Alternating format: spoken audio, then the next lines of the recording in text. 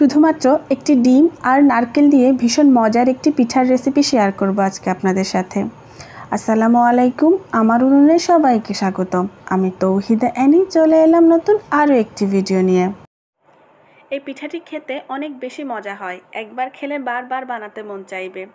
এই পিঠাটি বানিয়ে অনেক দিন সংরক্ষণ করে রাখা যায়। নারকেল ডিমের এই বিস্কিট পিঠা বানাতে অনেক বেশি সহজ এবং কম সময়েও বানানো যায়। চলুন কথা না বাড়িয়ে রেসিপিটি শুরু করি। প্রথমে একটি মিক্সিং বোলে মেজারমেন্ট কাপের 1 কাপ চালের গুঁড়ো দিয়ে দিব। এর সাথে স্বাদমতো লবণ আর পর্যাপ্ত পরিমাণে সয়াবিন তেল দিয়ে দিব। আর সাথে দিয়ে দিব 1 টেবিল চামচ গুঁড়ো দুধ, দিয়ে দিব 1/3 কাপ চিনি, দিয়ে সব কিছু ভালোভাবে হাতের সাহায্যে মাখিয়ে নিব। মাখানো হয়ে গেলে এর সাথে দিয়ে দিব মেজারমেন্ট কাপের 1 কাপ নারকেল কোরানো, আর দিয়ে দিব একটি ডিম।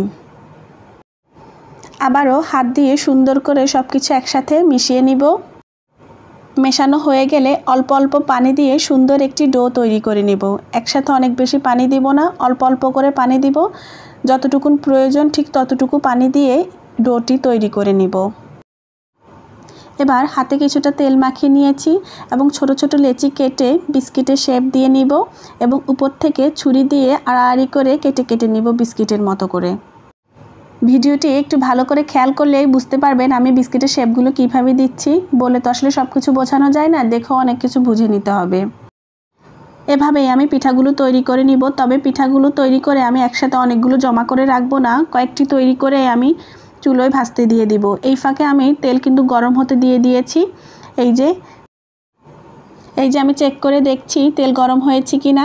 এবার আমি পিঠাগুলো ভাজতে দিয়ে দিব।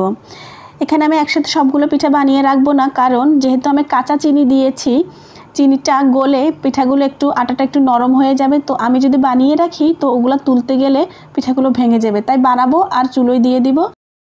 এই তো কথা বলতে বলতে সবগুলো পিঠা আমি দিয়ে দিয়েছি। এবার এক পাশ হয়ে গিয়েছে, উল্টে দিচ্ছি সবগুলো পিঠে।